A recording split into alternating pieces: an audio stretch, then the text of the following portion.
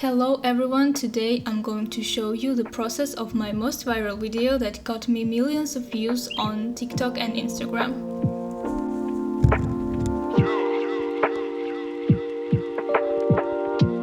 Unfortunately, I can't play the original music because of copyrights, but I will leave the link in the description so you can experience the video fully, because the song has played a big part in making this video viral. So in this video I will be covering the thought process, how I color graded the photos, how I make the buildings and cables move, how I light up the windows and lights, how I make the red sun and sky, and how I make the 2D lamp spin. I'm using Adobe Photoshop and Premiere Pro, but you can use any program that allows you to work with layers. This technique is the same in almost every application.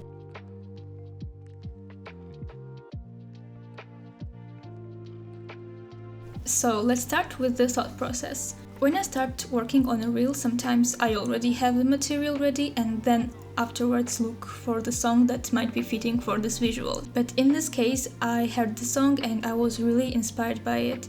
If you listen to it, it has many different kind of instruments and we all hear the music differently, so I was mostly affected by the deeper tone. The bass felt very heavy and dark, and this is what I usually go for, so I really wanted to do something cool with it. So this song kind of reminded me of my drawings. I used to draw a lot and I used to use red color in my drawings and also circles, mostly eyes trapped in circles. So as I stopped drawing, but I still wanted to kind of use that visual, I chose a very simple but effective solution, the red sun. So then I finished the very first shot and I was very happy with it, and then I started gathering other material to make a full video. After I finished this video, it definitely became one of my favorites because it definitely came from, my heart and feeling of the visuals and the song. So by the time I posted this video, I knew that it would kind of blow up because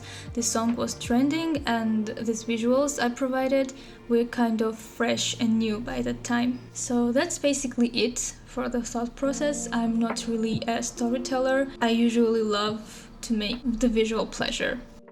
Let's start with the main image. I open it in Photoshop and then in Camera Raw filter, which is basically same as Lightroom Mobile. First thing I'm going to do is straighten the image. I go into this panel and in geometry I click auto because I feel like it works for this photo. But I do a little bit of manual corrections as well. Next is basic adjustments.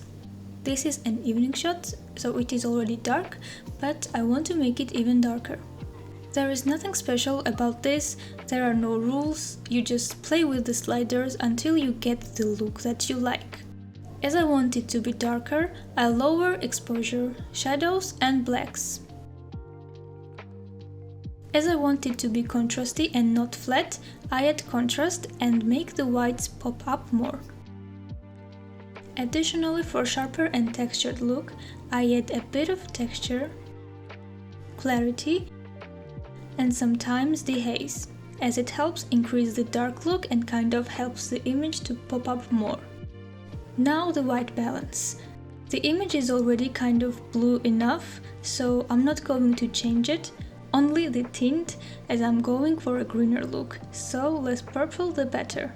I'm almost never using curves, so I will be skipping it here too. So now I go into the color mixer, because I know what exactly I want, to turn blue colors into cyan tones. So firstly, I adjust the hue of blues to be greener, and then there is lots of purple in blue, so I adjust the purple tones to more cold blue and less pink. Now I will go into color grading panel. As this image is already close to the look I want, it's just missing a bit of colors, I just need minor adjustments, which are a matter of taste. I want a bit of green in shadows, but if I pick solid green, the photo turns to cold and flat. So I give it a bit of yellow undertone. Next, I just play around with midtone and highlight sliders, and at this point I already have the desired look, but I'm just checking just in case if anything looks better. Then I go back to color mix and adjust these sliders too. I saturate the blue more, decrease its luminance, which darkens the blue tones. I check every color that gives any difference. And I think that's it for this image. I only need to change the sky later.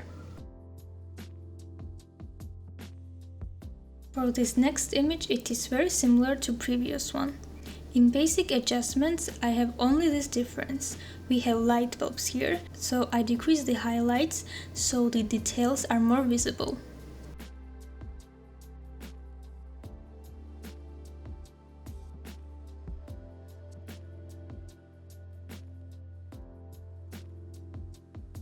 In color mix, I do the same adjustments as previously, changing the blues to greener tones. But here we have one more color to work with, the orange. I will only saturate it more, so it is easier to change its color to red later.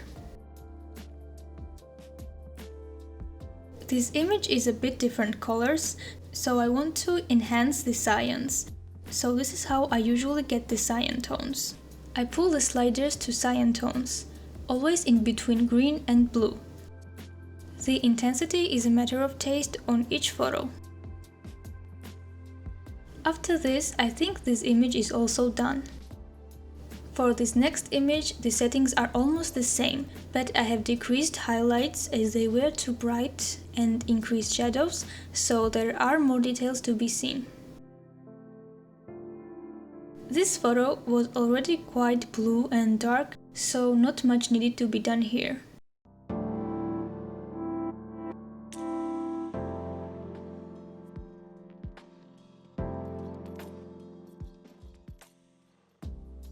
Now we can start editing the main details. I always keep the untouched image as background if I want to undo big changes. So I copy the layer and start working on the copied one. Firstly, I want to remove the cables and this light bulb. Sometimes healing brush is enough, or content aware fill. I select the part that I want to change, right click it, click fill, content aware fill, and click OK. Now I want to remove the sky. I grab Magic Wand tool as it's quite precise. I have tolerance set from 20 to 30 depending on the image. Then I click delete and the sky is removed. I clean up the selection using lasso tool. I also want to separate the buildings, so I select one of the buildings, right-click the mouse and click the layer via cut. Now we have them separated. Next, I want to have a solid color as a sky. For that, I make a new layer and pick a color I want. I chose this color, but we can always change it later.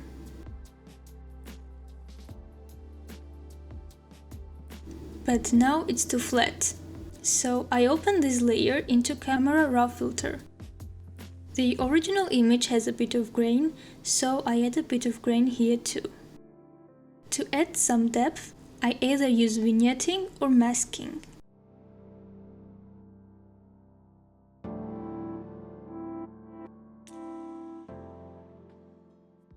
Now we have a more fitting sky. Now I want to make the sun. I go here and grab the ellipse tool. I change its color to red. If you don't use Photoshop, you can just Google search a red circle PNG and use that. So now I want to add some glow. I click the ellipse layer, then I copy the ellipse layer, and if you have seen my previous tutorials, you know what I'm going to do. I'm going to click filter, blur, Gaussian blur, and rasterize the layer because it's a vector and some vects are limited on it. Anyways, I don't need a vector in my photos, so rasterizing doesn't do any harm. Then I pick the intensity. After that, I change the layer's blending mode to screen. And I adjust the opacity. But we can do the exact same thing in Premiere Pro, so sometimes I do it here and sometimes in the video editor. Now, time to edit the windows. I select the windows I want with lasso tool.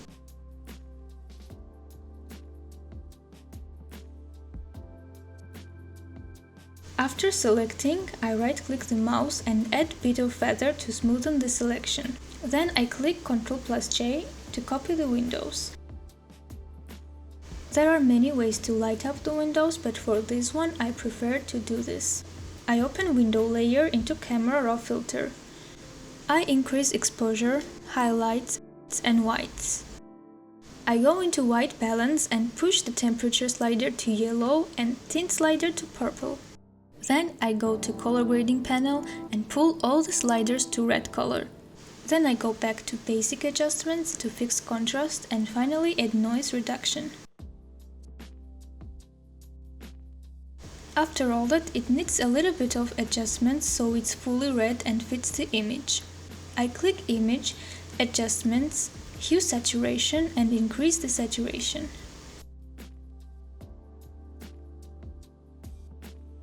Then I go into Exposure and add Gamma Correction, which makes the color and contrast perfect. I do the same for other windows. But this one is a bit dark, so I select it separately and increase its exposure.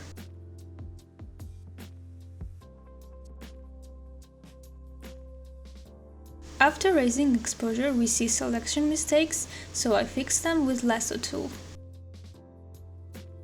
Finally, I add glow the same exact way as for the red sun. Copy them, add Gaussian blur and select the screen mode. Now I want to add some cables. So I just select the cables from other images and put them on top of this one. So for these two images, the process is the same. We crop out what we want to move and light up the windows. So now we can move to this image. I'm going to start cleaning up the image, removing distracting details. I will select the part I want to move, but first I'll select it badly like this and then clean it up. I copy the selection. Then I make a new solid color layer, which is contrasting color, and put it behind the copied lamps, so it's easier to see how clear is my selection. Now I get my Magic Wand tool, and now it's super easy to remove the blue sky. Then I get lasso tool and do additional cleanup.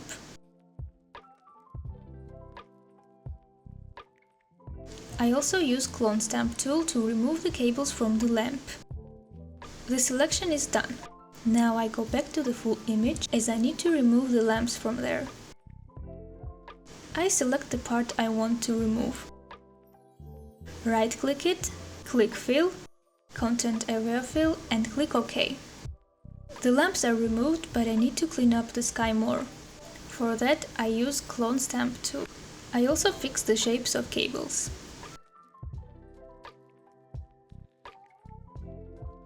Now I click the lamp post and move it to check how it looks and to see what I will need for the foreground.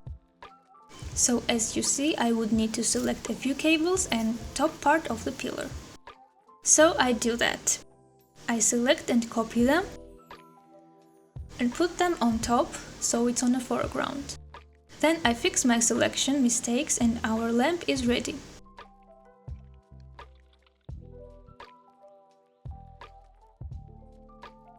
All I need to do is turn the orange lights to red. I want it to transition from orange to red, so I keep this layer and copy it.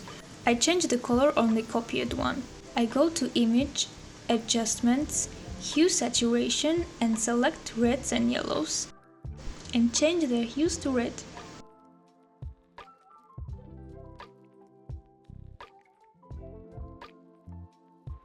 This third light needed more adjustments, so I opened it in Camera Raw filter and added more red to it. And we are done. I save the edits as Photoshop files. I can open these files right away in Premiere Pro, but if your app doesn't support Photoshop files, you'll have to save each layer separately as PNG files so they can stay transparent. Next thing, I import the material into a video editor. The main panel I'm working with is Effect Controls panel and Motion. where I adjust the position and movement of each subject. I'll arrange the layers on top of each other, just like in Photoshop file I made. I have sorted and labeled them.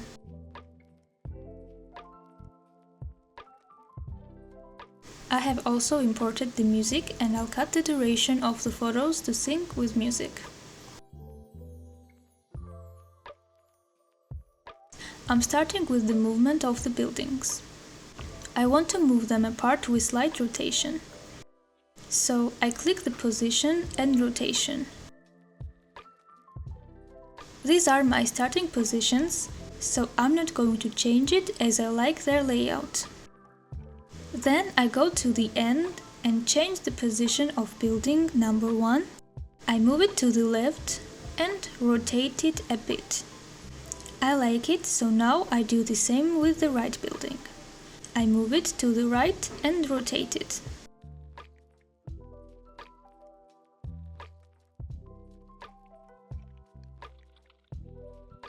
Now I copy the settings on window layers, so they move exactly like the buildings.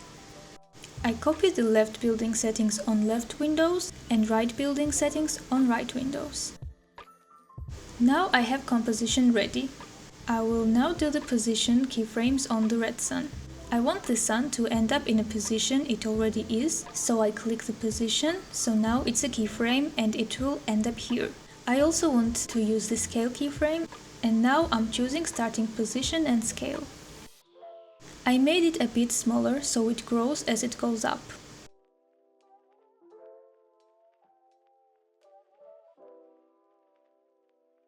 Now we can sync the window lights with music. I will either trim the window duration or use opacity keyframes. For softer lighting up, we can select 2 keyframes, one 0% and the next 100%, and you'll see the slow way it lights up.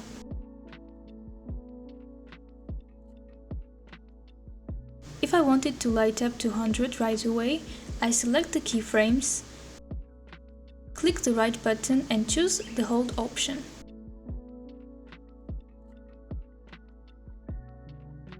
Now it's off and suddenly goes to 100%.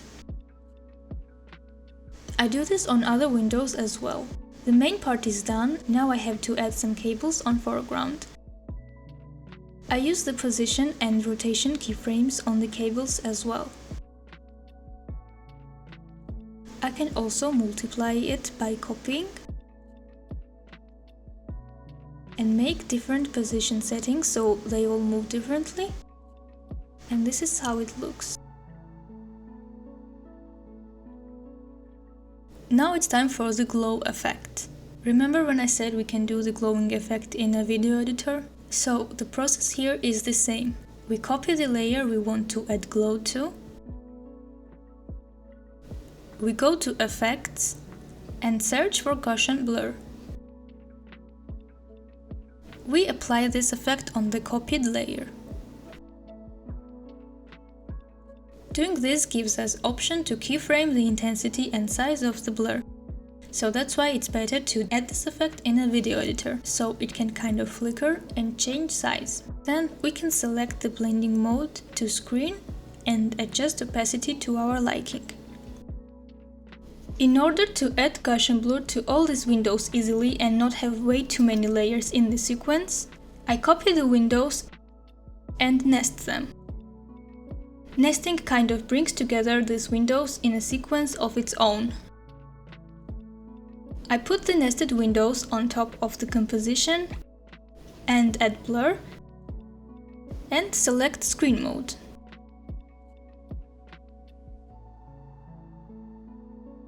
Moving on to the next shot. So here I have assembled this shot without any movement. Firstly, we need to adjust the movement of the lights. If we try rotating it like this, it would look wrong, because it's being rotated from the center of the full composition and not the center of the lamps. So I will correct the anchor point. I will click the anchor point without making a keyframe, drag and move the center point to where I need it, so the lamp can spin around this point. I move this point and quickly check if the rotation looks good. I do this until I find the right spot. After I find the right spot, I make rotation keyframes. I pick the starting and ending keyframes. As it's 2D, we can't do a full spin, but in my eyes we can pick the maximum of what we can do. So I rotate it in one direction as much as I can without it looking wrong, and then I rotate it in another direction the same way. And this is how much we can spin it. As I have two lamp layers, one with orange lights and one with red, I copy the settings as they have to move identically. I put the red lights on top of orange, and I put the opacity keyframes from 0 to 100 so the orange transitions into red. The rest is the same as the previous image, adding cables on top and the window light. For the next two images, the process is the exact same. Now, if we want to zoom in or out of the full composition, this is what I do. I select my clips, click the right button, and click Nest. This kind of brings together all layers and makes its own sequence. Then I will adjust the scale keyframes so it's moving in or out.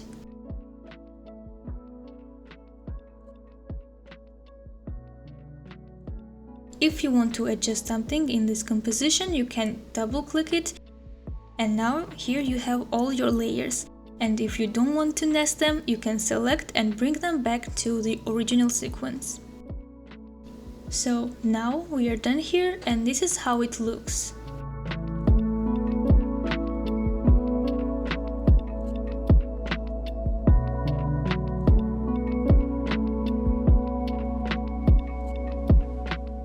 I also had many questions about this reel. The thing is, it's the exact same thing. I cut out the floors, put them on top of each other in video editor and show starting and ending points. But instead of moving them left to right, I'm moving them up and down. I started with low point and then moved it up. The building shape creates the illusion of kind of being 3D. I guess that's why I had so many questions about it. But no, all my work is 2D and made with motion keyframes. I really hope you enjoyed this tutorial and it was understandable. I have more tutorials already on my channel and more are coming soon. So be sure to subscribe and see you next time!